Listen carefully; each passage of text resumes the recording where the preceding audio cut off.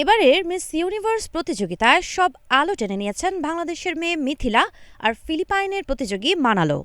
ফিলিপাইনের কুইজন প্রদেশের মেয়ে মানালোকে বিশ্বমঞ্চে আসার আগে দিতে হয়েছে দীর্ঘ পথ পাড়ি। গত মে মাসে ৬৫ জন প্রতিযোগীর মধ্য থেকে তিনি মিস ফিলিপাইন্স হন। তবে এজন্য তিনবারের পরীক্ষা উতরে যেতে হয়েছে তাকে। তার আগে ২০২৪ ও ২০২৫ সালেও তিনি মিস ফিলিপাইন্স প্রতিযোগিতায় অংশ নিয়েছিলেন, কিন্তু দুইবার ব্যর্থ হয়েছিলেন। ২৬ বছর বয়সী মানালোর এবারের মিস ফিলিপাইন্স আসরে পারফরমেন্স ছিল চোখ ধাঁধানো। যদিও ইভিনিং গাউন সেগমেন্টের এক পর্যায়ে তিনি হোঁচট খেয়ে পড়ে যান, দ্রুত কামব্যাকও করেন। পরে প্রশ্নোত্তর পর্বের উত্তরে সেই ঘটনার উল্লেখ করে তিনি বলেন, জীবনে যখনই আমি পড়ে যাই আমি সবসময় নিশ্চিত করি যে আমি আরও শক্তিশালী হয়ে ফিরব।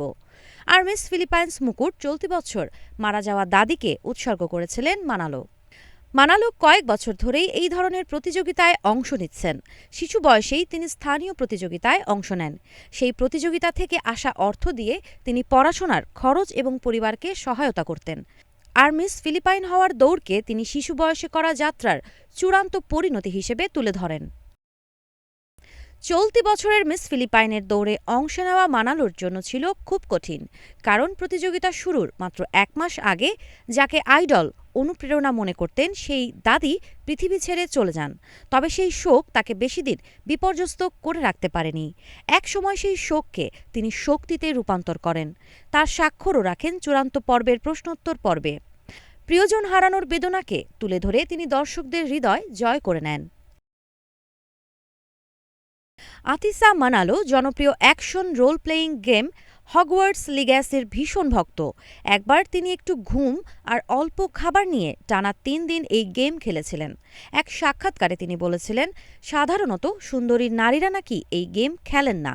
অধিকারকর্মী হিসেবেও তার কণ্ঠ সর্বদা উচ্চকিত। ২০২৪ সালে এক সাক্ষাৎকারে মানালো বলেছিলেন, ছোটবেলায় তার ফিনিশ বাবা তাদের ছেড়ে চলে যান। তিনি বলেন, আমার মনে হয়েছে আমি বাবার জন্য যথেষ্ট নয়, বা বাবার চলে যাওয়ার কারণ আমি। নিজের বেড়ে ওঠা নিয়ে এই খোলামেলা আলাপই মানালোকে সমর্থকদের মধ্যে দারুণ জনপ্রিয় করে তোলে। তিনি সমর্থকদের মধ্যে নিজের স্বতন্ত্র এক প্রতিচ্ছবি দাঁড় করাতে পেরেছেন, যা তাকে এত দূর নিয়ে আসতে সাহায্য করেছে।